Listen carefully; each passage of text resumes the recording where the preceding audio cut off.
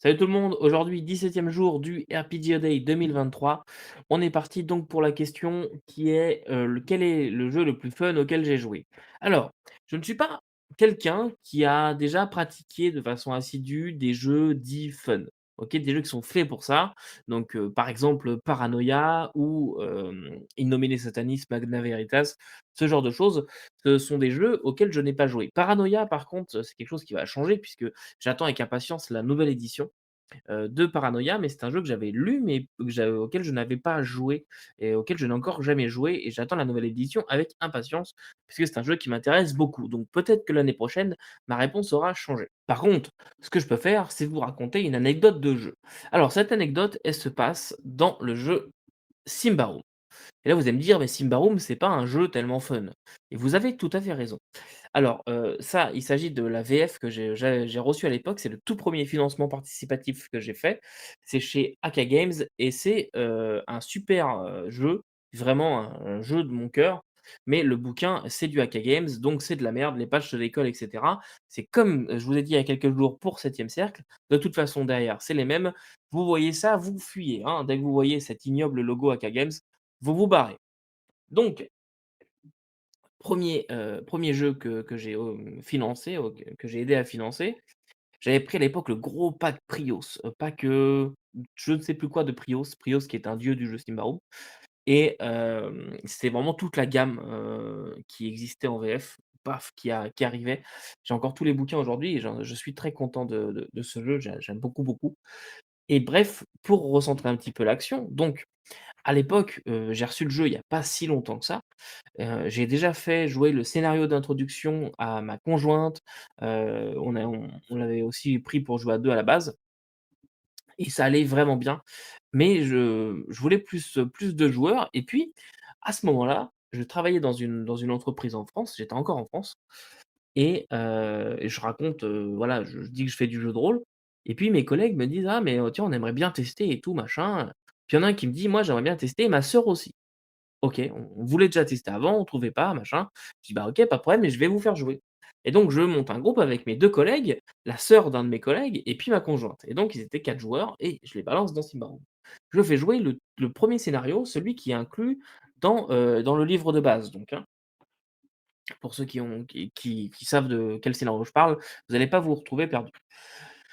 Le scénario commence et le concept du scénario, c'est que, ils doivent traverser des montagnes, OK? Les montagnes, il fait très froid au-dessus et donc ils partent d'un endroit, en embriat et ils doivent passer de l'autre côté et le truc, c'est qu'il y a une seule, caravane qui part à ce moment-là, puisque le froid est déjà bien intense en haut et il y a une caravane qui, elle, décide de faire le voyage. En fait, tous les gens sont un petit peu bloqués, heu, du mauvais côté de la montagne et donc ils attendent tous qu'il y ait des caravanes qui puissent passer. Il y a une caravane qui décide de passer et cette caravane, en fait, pour passer, elle a alors je me souviens plus du nom de l'artefact, mais c'est une pierre solaire, quoi, en gros. C'est un truc qui fait de la chaleur sur un rayon et cette pierre solaire, elle est très importante, c'est ce qui permet donc, aux gens de survivre et tout. Mais ça, les joueurs ne le savent pas. Donc ils se portent tous volontaires, machin, pour escorter la caravane, voilà, ou ils payent leur place, je me souviens plus.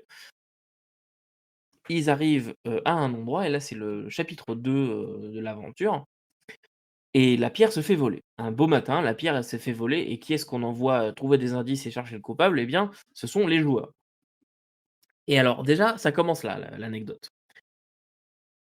Quand je leur explique un petit peu, bah, ouais, mais en fait, on a une pierre qui fait de la chaleur, machin et c'est grâce à elle qu'on arrive à survivre. J'ai une joueuse qui me dit: «Mais on s'en fout, non, de cette pierre?» Moi, je me dis: «Mais j'ai pas dû bien expliquer le concept, quoi. C'est vraiment, il fait froid et tout». J'avais insisté dessus, et vous avez l'impression qu'il fait moins froid sur la route que ce qu'il ne devrait faire, machin. Et puis, donc cette joueuse me dit: «Mais non, mais on s'en fout, au pire, on tue des loups, on récupère leur peau et on se met sous des tonnes de peau de loup et puis voilà, on aura chaud». Donc déjà là, ça a commencé à on s'est tous retrouvés un petit peu genre: «Non». Ça a vraiment été, ce moment où on a commencé à se dire un petit peu: «C'est comment tu en es arrivé là dans ta tête?» Mais c'était marrant. Et là, on arrive, donc finalement, il décide de partir à la recherche de la pierre. Cette pierre heu, capturer, merde, s'est fait voler par un type qui, attend son contact, qui est un mort-vivant d'ailleurs, dans une tour, au milieu d'une plaine. Et donc les joueurs arrivent dans cette plaine en suivant ses traces. Alors, ça se règle, assez facilement, ils ont pas trop cherché à comprendre. On a déjà commencé à avoir un truc sympa, on a un elfe, archer qui monte dans un arbre, c'est un de mes collègues qui monte dans un arbre, genre comme pour voir plus et en fait, il a même pas eu le temps de tirer une flèche, parce qu'il arrivait pas à monter. Bref, il s'est acharné pour essayer de monter dans son arbre, chaque tour et on a le combat a duré vraiment 2 tours peut-être et en fait, il venait de monter dans son arbre et c'était fini. Et donc, les joueurs sont en haut de la tour. Le type les arrosait avec une arbalète. Les joueurs sont en haut de la tour et là, ils commencent un petit peu à se disputer, machin et tout. Et puis, ils lui avaient cassé la jambe. Je me souviens, lors du premier tour, ils lui ont cassé la jambe. Donc le gars, il pouvait plus descendre parce qu'en plus, c'est une échelle qui descend et là, il y a mon autre collègue, qui je ne sais plus ce qu'il jouait, mais un guerrier quoi, qui, regarde ma conjointe et qui dit: «Mais il va pas pouvoir, descendre, l'échelle comme ça avec sa jambe cassée». Puis, bah, ouais, non, effectivement et en bas, il y a une rivière qui coule en bas de la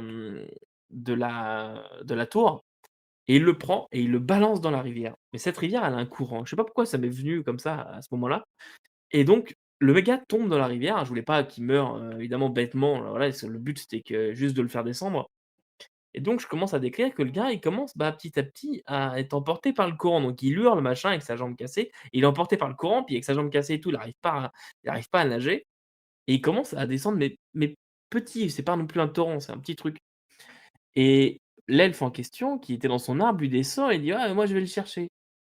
Je lui fais faire un jet, de force, un truc comme ça et un échec critique. Je dis: «Bah, tu tombes à l'eau». Alors je décris un peu mieux que ça, mais en gros, il tombe à l'eau. Donc on a, le voleur et l'elfe qui sont en train de dériver comme ça vers la sortie et ça m'est venu, je me suis dit: «Voilà, s'ils arrivent au bord de la map», en fait, moi je voyais la map, de mon côté.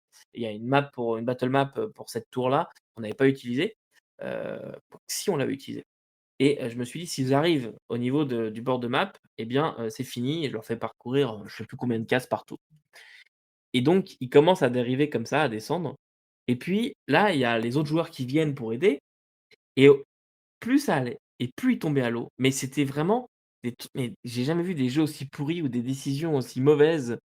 Du genre, je lui tends mon bâton pour l'aider à se récupérer et je fais faire un jet de je sais plus quoi, d'acrobatie ou un truc comme ça et puis échec critique et donc paf, tombe à l'eau aussi et donc on se retrouve avec 3 persos et puis à la fin, il restait, ma conjointe qui est encore sur la rive et puis la sœur de mon collègue et la sœur de mon collègue qui commence à paniquer, hein, de: «Je sais plus quoi faire, je sais plus quoi faire pour la remonter. Je saute à l'eau moi aussi» et donc elle s'est retrouvée à l'eau, elle aussi, elle a sauté à l'eau et donc il y avait 3 membres du groupe sur 4 qui commencent à dériver avec le bandit qui lui était en train gentiment de se noyer et c'est finalement, ma conjointe qui a réussi à les sortir de l'eau. Je sais plus trop de quelle façon, mais elle pouvait faire bouger son bâton, télépathiquement et je sais plus ce qu'elle a fait, mais en gros, elle a réussi à les sortir grâce à sa magie. Elle était mage à l'époque. Voilà donc ça c'était, mon anecdote la plus fun, ça a vraiment été je la retranscris très mal, mais ça a vraiment été un grand moment, de jeu à table et un gros moment de fou rire auprès de tous, c'était tous vraiment la panique de: «Beh, comment je peux faire?» et vraiment le point ça, vraiment culminant, ça a été, heu je saute à l'eau moi aussi. Genre, tu essaies de sortir les gens de l'eau, pourquoi toi-même tu sautes à l'eau, quoi? Ça a vraiment été un point, absolument, hilarant de mon côté, mais je dois très certainement très mal raconter cette histoire, et ça date déjà d'il y a quelques années, donc j'ai un peu oublié, certains détails. Voilà donc pour la question 17. On se retrouve demain pour la question 18 qui est: «Quel est mon système de jeu favori?» Et en attendant, n'oubliez pas que vous ne pouvez pas tout lire et tout faire jouer, mais vous pouvez toujours vous marrer. Salut.